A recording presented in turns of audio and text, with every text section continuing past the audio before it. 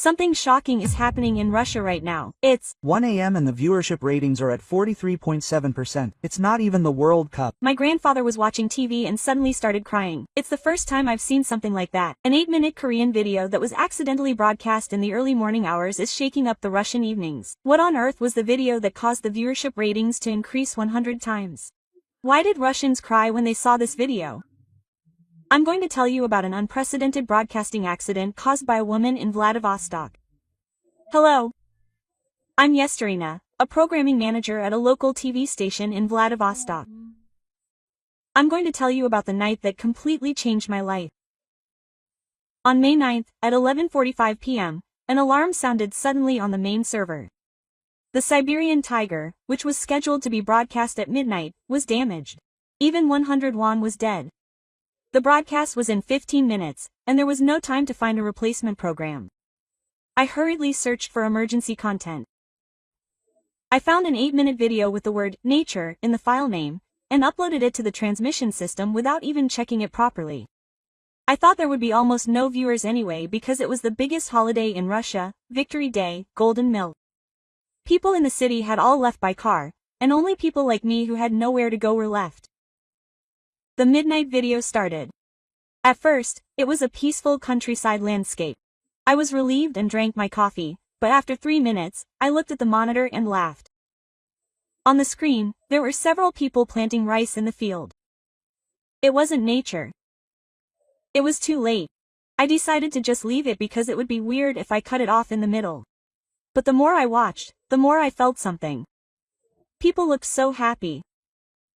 Even though it was a backbreaking job, we joked and laughed with each other, and the grandfather taught the young man how to plant rice seedlings, and the women sang songs while working.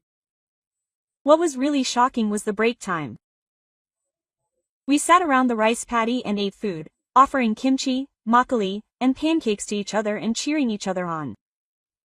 Cheer up, it was an encouraging sight. It wasn't Russia, but there were subtitles at the bottom of the screen, and more than anything, the warm atmosphere was fully conveyed.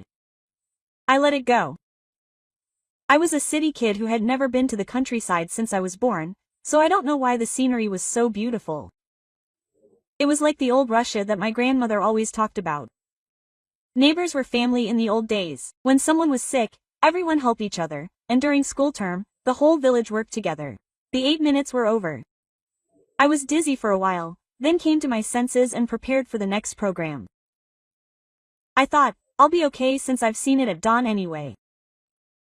But in less than 5 minutes, the phone started ringing. At first, there were only 1 or 2 calls, but soon the calls became more frequent. I wondered what was going on, so I picked up the phone and the content was surprising.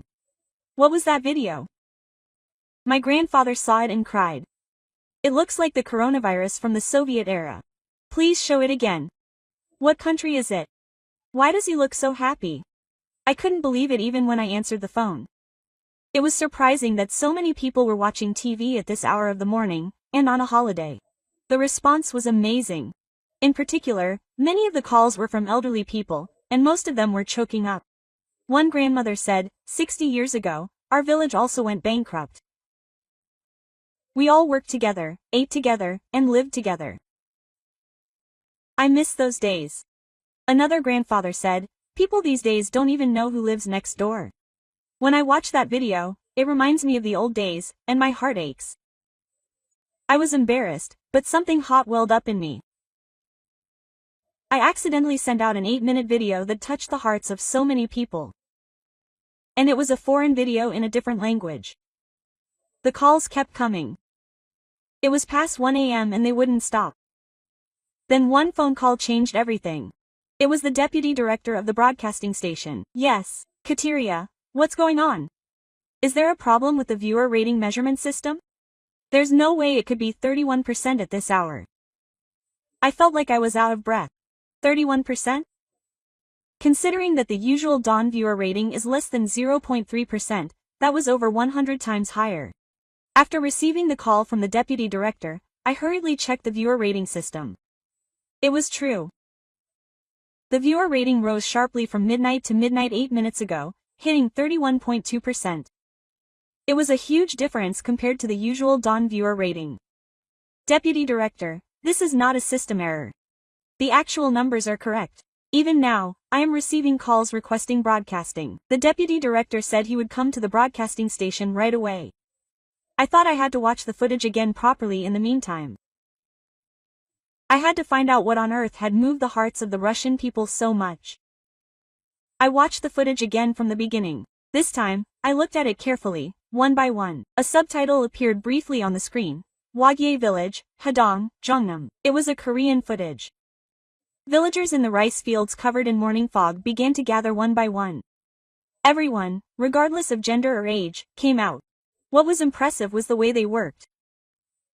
Young people did the hard work in the front row, and the older people carried things or prepared snacks in the back. Children also helped the adults with small baskets. They each found something to do, even though no one had asked them to do it. But then, a truly surprising scene came out. A young man fell into the rice field and was covered in mud, but everyone rushed to help him. And then everyone burst into laughter. The young man laughed and stood up again, and an old woman handed him a towel. I was touched at that moment. This wasn't just a video of farming. It was a community that cared for and looked after each other. It was showing something that Russians had been missing so much but had already disappeared. The highlight of the video was, of course, lunchtime. We sat around in the shade of a large Zilkova tree, and we brought food from our homes and ate it together. Kimchi, vegetables, pancakes, makgeolli. The warmth was fully conveyed on screen. There was one scene that was particularly memorable. A woman saw a young man eating his lunchbox, and then she gave him some side dishes. Even when the young man nodded, she kept giving him more food with an expression that said, "You have to eat a lot to lose your strength." There were subtitles so I could understand the conversation and I could feel the emotion. Then I got another call. This time it was the broadcasting station's viewer center. "Yes, Katerina. We're in big trouble. The server is going down. There are too many visitors to the broadcasting station's homepage." Everyone wanted to see the video again, so I made a quick decision. We decided to rebroadcast the same video at 1:30 in the morning. This was something that would never happen, but the situation was already unusual. As soon as I announce my broadcast, the phone rings silently. I guess everyone runs to the TV. I also watched the viewer ratings on the monitor. At 1:30, the numbers started to go up like crazy. 35%, 40%, and eventually 43.7%. It was a new record for the highest viewer rating in the early morning hours. No, it was an unprecedented record in the history of Russian broadcasting. But something even more surprising happened. As soon as the video ended, viewers started coming to the broadcasting station. Even though it was past 2 a.m., people were gathered in front of the broadcasting station. Most of them were elderly people, and they couldn't tell which old man was coming.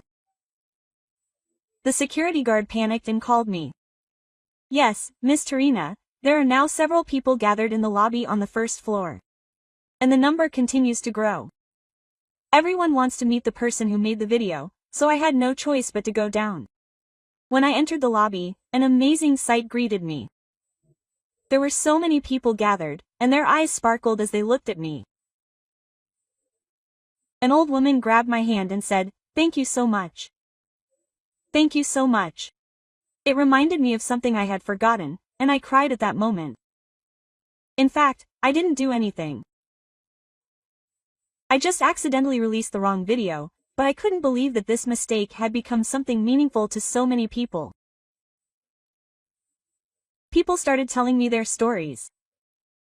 One grandfather said it reminded him of his youth when he worked in Koros in Siberia, and another grandmother said it reminded her of harvest time in her hometown in Ukraine.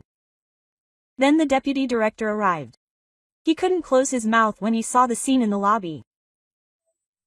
And then he quietly said to me, "Yes, this is not a simple broadcasting accident. Something bigger is happening." As it turned out, the video was donated to the station by a Korean resident who missed his hometown a few years ago. It was stored in the emergency room, and as fate would have it, I found it. The deputy director was right. The next morning, the station became a battlefield. The phone rang constantly, reporters flocked, and even viewers kept coming. The first to contact me was a local newspaper. It's a part of Vladivostok. I'd like to interview you about the miraculous viewership last night. This is Primorsky News. What is the identity of that Korean video? This is Far East TV. Please analyze why viewers were so excited. I don't know what to say. It was already too big to just say it was a mistake. And there was an even bigger problem waiting. The director of the broadcasting station called me as soon as he got to work. When I entered the director's office, a cold voice greeted me. Yekaterina, explain. How could you broadcast unverified foreign videos without permission? We are broadcasting. Is that an excuse for hastily finding a replacement program due to a server error? Broadcasting has a public responsibility. If there was a problem with that video, what were you going to do? You were right, director. I had no choice but to nod my head. But then my secretary came in. Director, here's the viewership ratings news. Last night, my broadcast viewership ratings came out nationwide, and it's 43.7%. It's 7%. Director, your expression changed. That kind of viewership rating was something you only get for the World Cup final or the president's New Year's address. Then I got a call from the Moscow headquarters. The central broadcasting station also wanted to secure the video, and the situation changed drastically. Now, this wasn't just a mistake by a local broadcasting station, but a matter of national interest. The director sighed and said, first, find out the source of the video. And check for copyright issues. If there were any, I got another call. This time, it was from an even more surprising place. It was the Korean Consulate General in Vladivostok. I would like to cooperate with you regarding the Korean video that was broadcast last night. My heart raced. I thought it was becoming an international issue. But I was relieved by the following words from the Consulate General. Don't decide. Rather, I contacted you to thank you. Thanks to that video, interest in Korea has increased dramatically. If possible, I would like to meet and talk. That afternoon, I visited the Korean embassy. The cultural consul warmly welcomed me. The video is part of a program produced by a Korean broadcaster called Nongdaeteri. It's called Our Village Push. You don't have to own the copyright. When I contacted the Korean broadcaster, they said, I'm surprised. Really? Even though it's an illegal broadcast. They said they were surprised that Korean Puma culture touched Russians like this. They said they would provide the entire program with Russian subtitles. Pum ma ssi. It was the first time I heard that word. The consul explained it. Ma ssi is a traditional Korean labor exchange method. Villagers help each other with their work during the busy farming season. It's not about money, it's about exchanging labor. If I help you today, you'll help me tomorrow. When I heard it, it was really similar to the Russian Yekoruzht or Subotnik. Or rather, it was a more humane and warm way. The consul continued. In fact, this kind of culture has disappeared a lot in Korea these days, so we are making this kind of thing and recording the tradition. But I thought a lot about it when I left the Consulate General. Who would have thought that it would have such a big impact in Russia? It started by mistake, but it didn't seem like a simple coincidence. A small town in Korea showed what Russians were so thirsty for. When I returned to the broadcasting station, the situation was even more serious. No, rather than serious, I should say surprised. The server went down because the viewers' board was full, and people were still gathered in front of the broadcasting station. And there was even more surprising news waiting for me. The Moscow Central Broadcasting Station had decided to officially broadcast the video nationwide. But there was a condition. I had to go to Moscow in person and explain this phenomenon. But then I got a call from an unexpected place. It was the Ussuri's Koryuin Cultural Center. Hello, yes, this is Katrina. We are third-generation Koryuin. I contacted you after watching the broadcast last night. That push is exactly what our grandparents used to do. They are descendants of Koreans who were forcibly relocated to Central Asia during the Koryuin Talon era. I knew they had returned to the Russian Far East and were living there, but I never thought I would get a call like this. Even during the Gangjae War in 1937, Our ancestors survived in the wasteland of Central Asia with Pumasi. If we didn't support each other, we wouldn't have survived. That's why when I saw the video, tears welled up in my eyes and I could hear their voices choking up. I could hear the tip of my nose too. To them, that video wasn't just a farming scene, it was their ancestors' way of life, their wisdom for survival. The president of the Koryuin Cultural Center makes a suggestion. There are Koryuin elders in Usaris who still remember the Pumasi tradition. If the broadcasting station came to cover the event, I could show them the culture of a Russian colony, so I immediately reported the proposal to the director. The director knew that he could no longer see this phenomenon as a simple joke, so he asked me to create a special project. On my way home that evening, I witnessed an unusual sight. People were gathered at the playground of the apartment complex, and they were all bringing food out to eat. An old woman said to me, "Did you see that show?" I thought, why don't we do that too? We each brought a little bit and ate it, and it was really good. It was a change made by one 8-minute video. A small warmth began to spread in the cold city. The next morning, I carefully looked over the materials I received from the Korean embassy. There was a whole series of our village's pupumit, but among them, one video caught my eye. It was a 45-minute long video called Kim Jong Day. I watched the video out of curiosity. This time, the setting was a family home in Andong, Jongbuk. The main character was 74-year-old grandmother Kim Young-soon, the head of the Andong Kim clan who has been making kimchi for 50 years. The video started with the preparation of kimchi. At 5 a.m., the grandmother puts a large pot out in the yard. And she mutters to herself, "It's kimchi season again this year. Our grandchildren can't eat without kimchi." At 6 a.m., the neighborhood women began to gather one by one. Young-soon, the cabbages turned out well this year. The weather is cooperating. Okay, let's start with some tea, ladies. The sight of the grandmothers sitting around and drinking tea is beautiful. But listening to their conversation, I realized that this wasn't just simple kimchi. The youngest can't come from Seoul, right? Yeah. The baby is sick, so I'm going to make more kimchi and send it to you. Okay, we can make more. It was impressive to see them treating their neighbors' affairs as if they were their own. When the full-scale kimchi making began, the whole neighborhood came together. Men carried pickled cabbage, young daughters-in-law made seasonings, and grandmothers mixed the seasonings into the cabbages. Even the children helped out. This is kimchi making. The grandmother spoke to the camera. You can't do it alone. It tastes better when everyone does it together. The food served for lunch was also spectacular. Boiled pork, makgeolli, and dambunjeoli were all eaten in pairs, and the atmosphere was like a kimchi. Watching this video, I understood more clearly why Russians were so moved.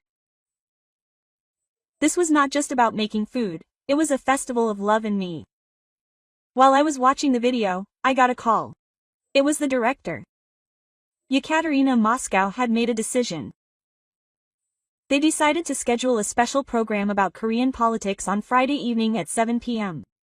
You're the PD in charge. I'm surprised.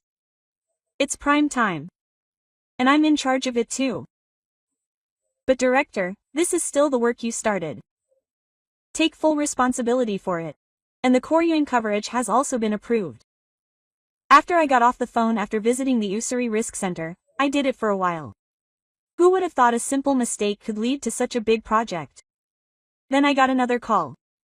This time it was from an unknown number. Hello. I'm Olga Park, a Koryuin from Kaizrad, Kazakhstan. It's on the Russian news. You're saying there's a fuss because of the Puma City video?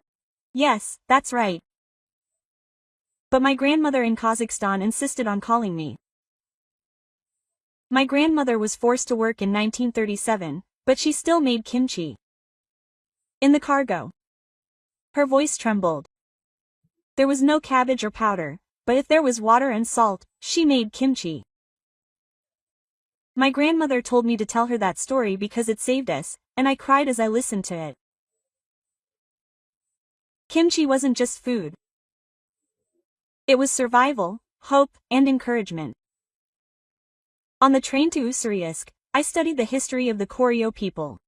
The fact that in October 1937, 170,000 Koreans living in Yerevan were forcibly relocated to Central Asia by Stalin's order. People were shipped 6,000 kilometers on cargo. There are records that tens of thousands died in the process. When I got off at Ussuriisk station, the president of the Koryo Cultural Center came out to greet me. Yes, Katerina, welcome. All our elders are waiting. When I arrived at the cultural center, there were indeed several grandmothers and grandfathers gathered there. The oldest-looking grandmother stood up. I am Maria Kim, the oldest person in this village. I am 93 years old. I was 6 years old when I was forcibly relocated. Grandma shows me her silver album. She points to one of the yellowed photos and says, "This was taken in Kazakhstan in 1938. Look. Everyone is so hungry. And yet they are making kimchi." The people in the photo were all emaciated, but they were gathered around a buried jar. Where could the cabbage be? Cabbage, radish, carrot. They put in everything they could find, and since they didn't have any powder, they used paprika. But kimchi is kimchi, because they can feel the taste of the homeland. Another grandmother who was sitting next to her chimed in. When they buried the kimchi jar, the whole neighborhood came out. The Russians thought it was strange at first, but later they ate it together. It was delicious. As I listened to her story, I thought I understood how puma and kimchi were connected. The spirit of sharing even in extreme situations. That's what saved the Koryo people. Today, we're going to make kimchi. Grandma Maria Kim suggests it. She wants to show Russians how to make kimchi. Looking at the ingredients prepared, they are definitely different from Korean ones. Cabbage, beets, paprika, dill. But the grandmothers were very skilled. So, they cut the cabbage like this and soaked it in salt water. The concentration is important, so the grandmothers explain it one by one. Next to them, young Koryo people were taking notes and learning. Our generation doesn't learn properly. A woman in her 40s said, "We threw away everything Korean to become Russians. Now I regret it." While making kimchi, the grandmothers tell old stories. The first winter after forced relocation was the hardest. We thought we would all die because there was nothing to eat, but thanks to kimchi, we didn't get a fever because of the vitamins. That's right. Our Russian neighbors said that they ate our kimchi and felt energized. That's when the water exchange began. I had kimchi and yiring and I was sweet. Kimchi is not just food, but a medium for cultural exchange.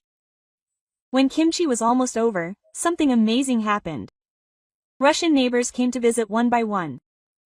I heard that Grandma Maria was making kimchi. Can I take a look? The kimchi that Grandma gave me last year was so delicious. I want to learn how to make it. Before I knew it, the cultural center had become a kimchi class for Russians and Koryo people.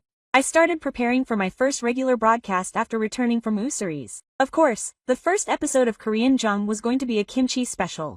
I quickly composed the Puma City video that was accidentally aired at first, the Andong grandmother's kimchi, and the stories of Koryo people. I was very excited before the broadcast. Will people watch it even though it's not a mistake but a regular program? The broadcast finally started at 7 p.m. on Friday. Hello. This is the first episode of Korean Jung. Today, I will tell you a story about kimchi. I will be hosting it myself. I was nervous, but I spoke as calmly as I could. First, there was a video of Andong grandmothers making kimchi. This time, it was the full version with Russian subtitles. Then, I told the story of the Koryo grandmothers I met in Ussuriisk. Even during the forced relocation in 1937, Koryo people made kimchi. That was their identity and their way of survival.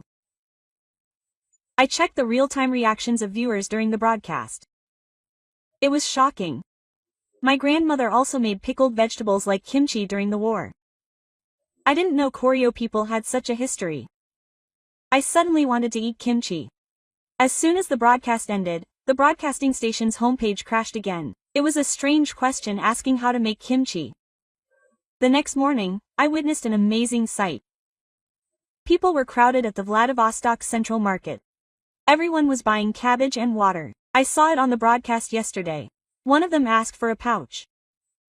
I thought I should try making kimchi, but it turned out I wasn't the only one. The market merchants were also embarrassed. This is the first time in 40 years of business. Cabbage is gone. The Korean grocery stores were the same. The kimchi powder and the garlic are sold out, right? Send me some. It will arrive next week. The owner of the Korean grocery store was sorry. The demand suddenly increased, but even more touching things happened. The Koryo grandmothers voluntarily started a kimchi class. We will help you. Grandma Maria Kim called the broadcasting station. I want to teach the Russian people properly. A week after the first broadcast, I was transferred to Moscow. The Russian Wanty headquarters decided to expand the Korean sentiment to a nationwide broadcast. Yes, congratulations. The Moscow programming director shook my hand. Let's make the Vladivostok miracle happen nationwide. Moscow is on a whole different level from Vladivostok. It's a huge city with a population of 12 million. Will people here also sympathize with Korean sentiments? In preparing for the first national broadcast, I tried a new approach. Rather than simply showing Korean videos, I decided to analyze and discuss them with Russian experts. The first guest was Dr. Ivan Petrov, a sociologist at the Russian Academy of Sciences. The reason why kimchi is beautiful is because it shows the perfect harmony of individualism and collectivism, the doctor explained. We make and share it together while maintaining the taste of each family. Another guest is the president of the Moscow Korean Association. We have been making kimchi in Moscow for 30 years. At first, it was only among Koreans, but now many of our Russian neighbors are participating. The day of the national broadcast has finally come. In November, the Cold Friday evening broadcast started with a kimchi video, but this time, we added a different element. We compared it to Russia's traditional preserved food culture. In Russia, there are also fermented foods such as pickled cucumbers called ogorchi and pickled cabbage called kvasyanya kapusta. I explained. But what makes Korean kimchi special is that it is not just preservation, but my culture. There was a surprising connection in the middle of the broadcast. It was a real-time video connection with grandmother Kim Young-sun from Andong. Hello, Russians. Grandmother waves. It's amazing that my kimchi is so famous. I received a viewer question through an interpreter. Grandmother, what's the secret to your kimchi? What's the secret? It's simple. I make it while thinking about the person who will eat it. My daughter-in-law likes it salty, so I put in less salt. My grandson can't eat spicy food, so I put in less chili powder. The chat window was heated up by her warm answer. She really is like a grandmother. She reminds me of our babushka. It's a food that is filled with love. The viewer ratings went up in real time. From 30% to 35%. After the broadcast, something amazing happened. Kimchi gatherings started all over Moscow. The Moscow Kimchi hashtag was created on SNS, and people started posting pictures of the kimchi they made. The Arbat Street residents group is making kimchi this weekend. Anyone want to join? Our apartment is also making kimchi. The Korean embassy also contacted me. Yes, thanks to Tarina, cultural exchanges between Halley and the Russian people are developing to a new level. I would like to support them at the government level. The success of the kimchi section made me decide to expand the series. The second topic was ancestral rights. I worried a lot about how to explain ancestral rights culture to Russians. It could be misunderstood as religious. At that time, someone gave me a good idea. It was Father Andrei of the Russian Orthodox Church. Korean ancestral rights are not religious rights, but rather an expression of family love. It is essentially the same as the memorial service of our Orthodox Church. The show shows in detail the process of preparing the ancestral rights table. The food that the deceased loved is prepared with care. A time for the family to gather and share memories. These jujubes are my grandfather's favorite. The interview with the Korean family was impressive. I think of my grandfather every year around this time. The reaction of Russian viewers is as hot as expected. We also go to Easter, but it's not this sincere. It's beautiful to remember the deceased like this. During the Soviet era, religion was banned, so we couldn't do this, but elderly viewers especially sympathized. After the show, a surprising change occurred. Russian families also started having similar ancestral rights dinners. It was borscht, which my mother loved. One viewer told the story. The whole family got together and talked about their mother, and it was great. The third topic was traditional markets. The lively atmosphere of the Gwangjang market, the kind merchants, and the culture of giving. All this triggered nostalgia for Russians. Our markets bowed down during the Soviet era. Now everything is calculated, but the merchants of the Donjilovsky market in Moscow were the first to take action. Let's do it like Korea. The greengrocer started it. She started giving onions to customers who bought 1 kilometer of potatoes. The customers were embarrassed by all this, but their expressions were bright. This is Korean broadcasting. There has to be justice. Justice. These small changes spread throughout the market. There was more conversation between the merchants and the customers, and the market began to come alive again. The broadcasting station received calls from various regions. St. Petersburg also started a movement to revive the traditional market. The Novosibirsk Market Merchants Association regularly campaigns. As the month approached, the Korean Jung series became a social phenomenon in Russia. The Ministry of Culture made an official announcement. This program is bringing about positive changes in Russian society. The government will also support the recovery of community culture. Yekaterina, a big project has been created. The programming director is called, Let's Cover the Kimchi Culture of the Koryo People in Central Asia on a Large Scale. It's a 2-week business trip. I left for Kazakhstan with the production team. Our first destination was the Koryo People's Colony in Almaty. When I got off at the airport, the Koryo People's Association came to pick me up. Welcome. Thanks to Russian broadcasting, our young people have started to take an interest in kimchi. When I arrived at the Koryo People's Village, I was greeted by an amazing sight. The whole village was busy preparing kimchi. Every November, the whole village makes kimchi. The village head explained. This year, I was especially excited because the Russian broadcasting team was coming. I met 85-year-old Kang Tamara. In 1937, during the Gangje War, my mother hid kimchi seeds in her underwear. That was the beginning of our kimchi. Grandmother shows me a silver jar. This is a 60-year-old kimchi jar. It is baked in Kazakhstan kur, but the kimchi tastes the same. The village kimchi making was a real festival. Everyone, regardless of gender or age, participated. They use a lot of cabbage from the ears, as one woman explained. Since the powdered pepper is expensive to import from Korea, they use dried local peppers. The ingredients may be different, but the sincerity was the same. It was impressive to see the grandmothers teaching their grandchildren how to make kimchi. You have to spread the seasoning on each cabbage leaf like this. It shouldn't be done roughly. A young third-generation Korean man said, Actually, I didn't really like kimchi. My Russian friends used to tease me, saying it was new, but after watching Russian broadcasts, my thoughts change. This is our identity. The most touching moment during the reporting was when our Russian neighbors came to visit. Can we watch the kimchi making? Of course. Let's do it together. The Koryo people welcomed us warmly.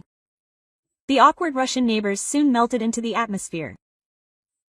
We pickled cabbage together, mixed seasoning, and drank makgeolli. It's nice to do something together like this, a Russian woman said. We used to do this too, but when we moved to Tasht, Uzbekistan, we encountered another story. Many Uzbeks participated in the kimchi event held at the Koryo Cultural Center. Kimchi is similar to our traditional food. A young Uzbek man said. It seems like our cultures are connected by fermenting and preserving vegetables. I met a special person in Tasht. Grandmother Anna Kim, 95 years old. She was a first-generation survivor of Jeju Island. October 28, 1937. How could I forget that day? Tears welled up in the grandmother's eyes. The major came at dawn and told us to get ready in 2 hours. The grandmother said she was 10 years old at the time. My mother didn't know what to make, so she gave up. But the first thing she found was a kimchi jar. She said she could survive if she had this, and send it 6,000 kilometers in the cargo ship. My grandmother's testimony was vivid. There were 40 people in the cargo ship. There was no bathroom, and there was nothing to eat. But my mother was throwing away the long kimchi, eating it little by little. My grandmother showed me a silver spoon. This was the spoon she used back then. She was using it to scoop up kimchi soup, and she was eating it one spoonful at a time, thinking she would be back soon. She would just endure it for a little longer. But she couldn't go back. They were abandoned in the Kazakhstan plains and had to dig holes to live.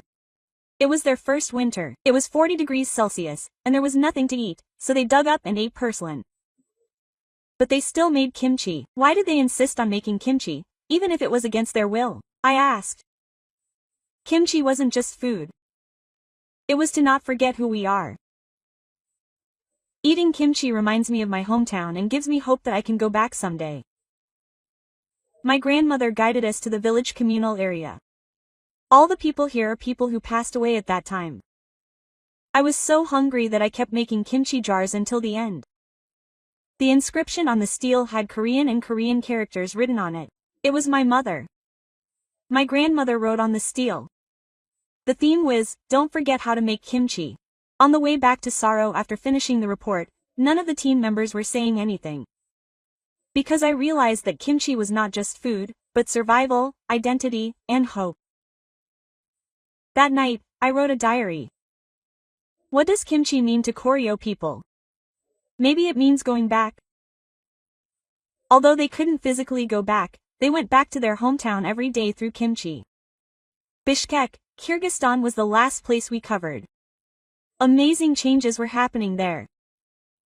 Kimchi has changed completely since the Russian broadcast, the director of the Koryuin Hall said. Before, she wanted to hide it, but now she is proud of it. When I returned to Moscow after covering Central Asia, there was surprising news waiting for me. Grandmother Kim Young-sun from Andong accepted my visit to Russia. The programming director said angrily, "Let's arrange a meeting with the Koryuin grandmothers." This was not a simple meeting. It was a historic moment when the Korean people, who had been separated by force in 1937, met again after 87 years. I invited 3 Koryuin grandmothers from Central Asia for the meeting at the airport. Grandmother Kim Anna, Grandmother Kong Tamara, and Grandmother Park Maria.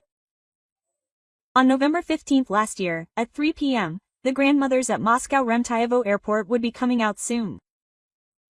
I told the Koryuin grandmothers. All 3 of them were holding flower bouquets in their hands. Their eyes were already red.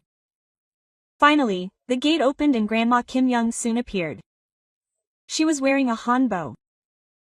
For a moment, it felt like time had stopped. Oh my, Grandma Kim Anna approached first.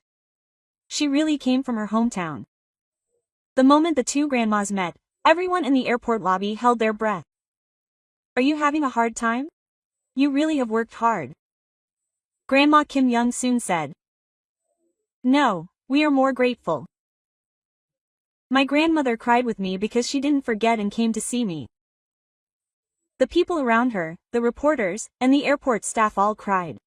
It's been 87 years. It's been 87 years since I've seen someone from my hometown. Grandma Kang Tamara wiped her tears with a handkerchief. The grandmas spoke in Korean and Russian. Even though their languages were different, their hearts were connected. The next day, a special kimchi making event was held at the Korean Cultural Center in Moscow. Today, the South and the North are making kimchi together. I introduced it. No, to be exact, the Korean people who had parted ways met again and made kimchi. On one side, Grandma Kim Young-soon made traditional Korean kimchi, and on the other side, Koryuin grandmothers started making Central Asian kimchi. Oh my, they even make kimchi with cabbage. Grandma Kim Young-soon was amazed. She did this because she didn't have any cabbage, but the taste is similar. Grandma Kim Anna laughed. The 2 kimchi making methods began to win against each other. Grandma Kim Young-soon taught how to use powder, and the Koryuin grandmothers showed how to add color with beets. In the end, their hearts were the same. Grandma Kim Young-soon said, the heart to make something with sincerity and eat it. Many Russian citizens also came to the event. Everyone gathered around the grandmothers and learned how to make kimchi. When the kimchi making was in full swing, Grandma Park Maria opened a notebook. This is the kimchi recipe that my mother left behind. She started writing it down in 1937. In the notebook, I wrote the names of Korean foods in letters. Kimchi, doogi, dongchi. My mother doesn't know how to write, so I wrote them phonetically. But I shouldn't forget them. Grandmother Kim Young-soon looked at the notebook and started crying. This is a real treasure. It's more precious than any museum artifact. At that time, a Russian grandmother approached me. Can I learn it too? My grandson is very interested in Korean culture. Of course. My grandmother answered at the same time. In an instant, it became a small kimchi class. The grandmothers became teachers and taught the Russians. Okay, hold the cabbage like this. No, don't cut it too thin. This much powder. Oh my, you put too much. It's spicy. The laughter never stopped. Even though we spoke different languages, we communicated sufficiently with our fingers. Lunchtime. A special menu was prepared. Korean-style bok choy and Russian-style mani. And pickled kimchi. This is harmony. One participant said. Food has no borders. Over the meal, the grandmothers talked about something deeper. If we had given up kimchi, we would have been completely assimilated into Russia. Grandma Kanktamara said, but thanks to kimchi, we haven't forgotten who we are. These days, many households in Korea buy kimchi. Grandma Kim Young-soon answered, but we always make it on holidays. That's our sentiment. In the afternoon, there was a surprising announcement. The Russian Deputy Minister of Culture was present in person. Seeing this place today, I can truly feel the power of culture. We will support the preservation of Korean culture at the government level. And an even more surprising announcement followed. We will designate every November as Kim Jong Culture Month. We will hold Kim Jong festivals throughout Russia and promote cultural exchanges. At that moment, the venue was filled with applause. The Korean grandmothers cried and hugged each other. It's been 87 years. It's been 87 years since we've been recognized. There's no end to Kim Jong. The special kimchi that my grandmothers made together is complete. This kimchi is harmony kimchi. Grandmother Kim Young-soon said. It's a combination of Korean and Goryeo methods. Taste it. The grandmothers hand out kimchi to the participants. Yes. It has a special taste. It's a taste with history. After the kimchi event was a great success, I received an unexpected invitation. The Korean government invited me. It's for Yekaterina's contribution to cultural exchange. Experience Korea for yourself. My 2-week visit to Korea began. My first destination was, of course, Andong. Welcome. Grandmother Kim Young-soon is waiting at the village entrance. The whole village is in an uproar. The whole village is filled with welcoming banners that say that the Russian PD is coming. Welcome, Russian friends. We are united through kimchi. What is this? I'm surprised. Didn't you say that our village is famous in Russia? I want to say hello after taking everything. When I entered the ancestral home, the table was full. Andong J Jim, J Bap, and dried mackerel. These are all dishes from our neighborhood. The grandmother explained. She didn't prepare them alone. The neighbors brought one by one. Why did they do all this? I couldn't forget the words. Please learn about our culture in Russia. I'm so grateful for that. While eating, I talked with the villagers. Thanks to the Russian broadcast, we also got to think about the meaning of kimchi again. One of the women said, we take it for granted, but it's a proud culture. The next day, we experienced kimchi making. This time, I did it myself. Here, I held the cabbage like this and the grandmother taught me. At first, I was awkward, but I gradually got the hang of it. The village women helped me. You're good at it. You're a true Korean. It's really fun to work together. It was a warmth I had never felt in Russia. This is Pumat. My grandmother said. Things that are hard when done alone are fun when done together. When I went up to Seoul, I visited Gwangjang Market. It was much more lively than it was on TV. I came from Russia. The merchants knew. It was on TV. Thanks to the broadcast, the number of Russian tourists increased. It was really great. I heard Russian in the market. Please give me kimchi. Please give me sundae. The merchants were more friendly to the Russian customers. Enjoy this service. I also tasted this and that. This, kimbap, bean curd. I don't take money. Hanju Money gave me a helping hand. Let's tell Russia about our market. No, I have to pay. Hey, there has to be justice. Justice. In the end, I ate my fill for free. I felt sorry but also grateful. The most impressive thing in Seoul was the apartment culture. A Korean cultural center employee invited me to the apartment where he lived. There's a neighborhood meeting today. Shall we go together? There were about 20 residents of an apartment community. Each person brought a piece of food. This is Korean apartment culture. One resident explained. These days, this kind of thing is disappearing a lot, but we started again after watching a Russian broadcast. Russian broadcast? Yes. We saw them making kimchi and thought, let's do something about it.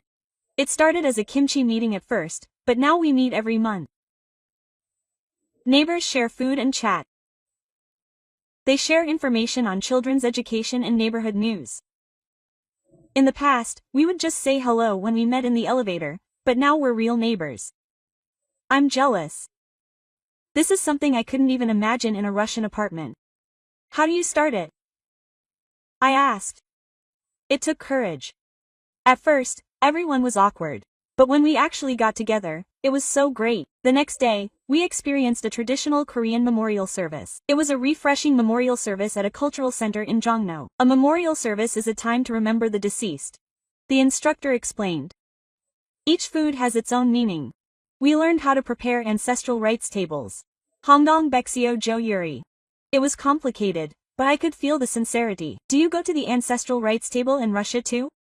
The instructor asked. Yes. But it is not this sincere. The form may be different, but the heart is the same, remembering and being grateful for ancestors. The most impressive thing was the way they shared the ancestral rite food. After the ancestral rites, all the food was shared and eaten by the participants. This is called yumbok. It means eating with ancestors. On the last day, I walked around Insadong, a street where tradition and modernity coexist. I thought it would be nice if Russia had a place like this. I entered a tea house. The owner, an old lady, served tea and spoke. It was a Russian broadcast. It was surprising that our kimchi was so famous. Russian people were really touched. It was all because of affection. The affection in kimchi made Russian people feel that affection. Grandma gives me more yakwa. Take it with you when you go to Russia. Even if you can't take kimchi, this is fine. On the way to the airport, my bag was full of gifts. Gochujang, doenjang, seaweed, snacks, and most of all, affection. I spent 2 weeks on the plane. I think I finally understand what Korean affection is. It's nothing special. It's just treating people like people, sharing, giving, and being together. It's been 3 years since I came back from Korea. Russia has changed a lot. No, to be exact, it's been restored. I went on a business trip to Vladivostok. It's where everything started at that station 3 years ago. Old Katerina and old colleagues greeted me warmly. Our station is now famous as a kimchi station.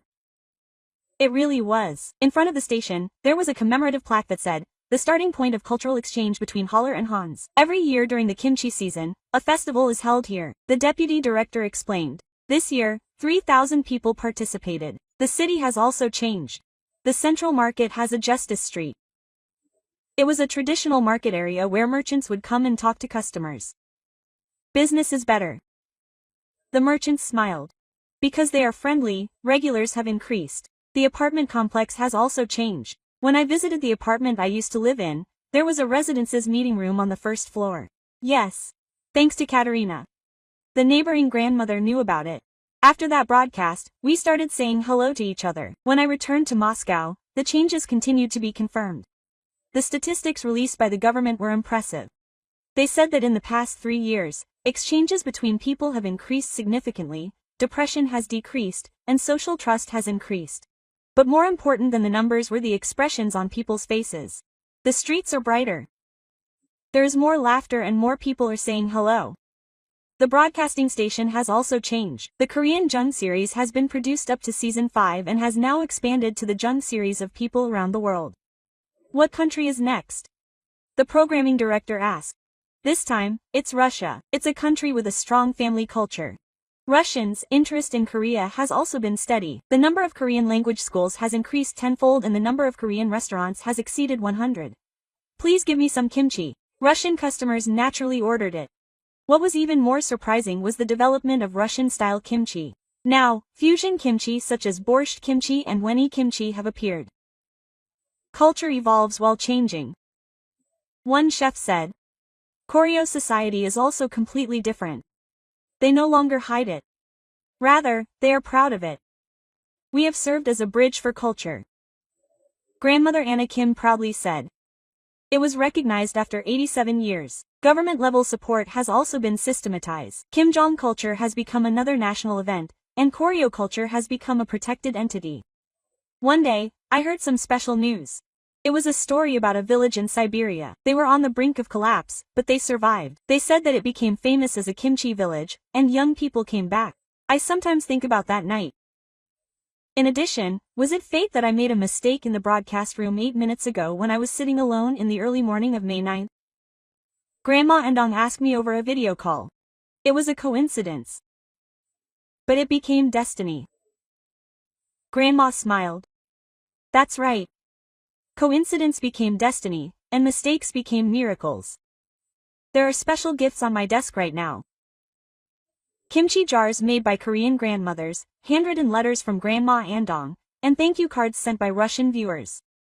Among them, the most precious one is a drawing drawn by a child. It is a drawing of a Russian grandmother and a Korean grandmother making kimchi together.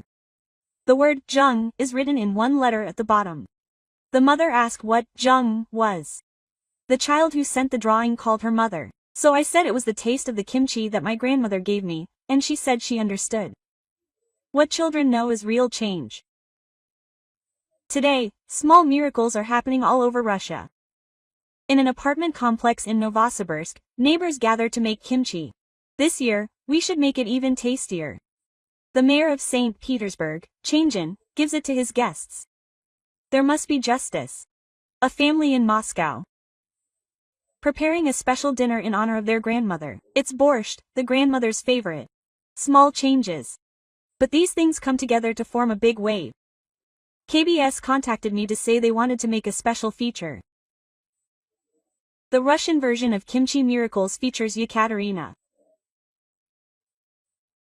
The PD said, I just made a mistake. I want to show how beautiful that mistake was. I met many people again while filming. The grandmother who cried in the lobby of the broadcasting station 3 years ago is now a kimchi instructor. Thanks to Yekaterina, my life has changed. I'm not lonely anymore. People I met all over Russia said similar things. I got to know Jung. I made neighbors. I'm happy to be together. But the biggest change was in myself.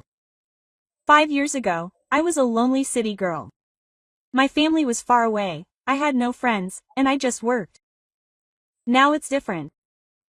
On a Russian evening, I have a Korean family in Central Asia. A family that is not related by blood, but connected by heart. It was a snowy day. I was going to be alone when suddenly an idea occurred to me. Should I eat kimchi pancakes with my neighbors? I saw a message in the group chat and I got a reply in an instant.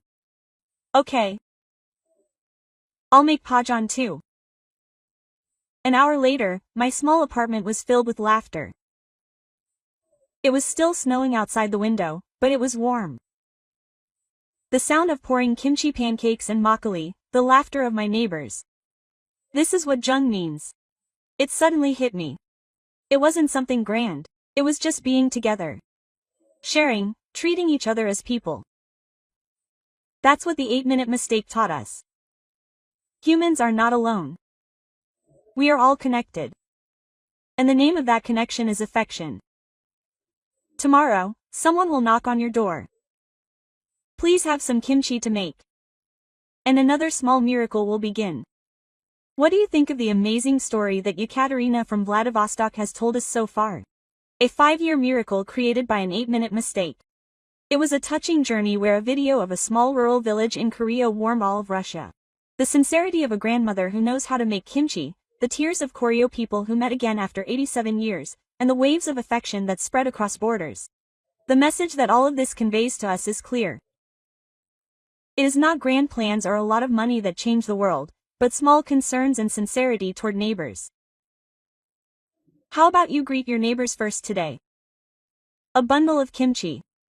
Miracles begin with sharing a cup of warm tea. I hope this touching story can be shared with more people. If you like the video, please like, subscribe, and share it. Your small click can be the start of another miracle so that more people can know about this beautiful miracle that Koreans created. This was Korea Wonderful so far. Thank you.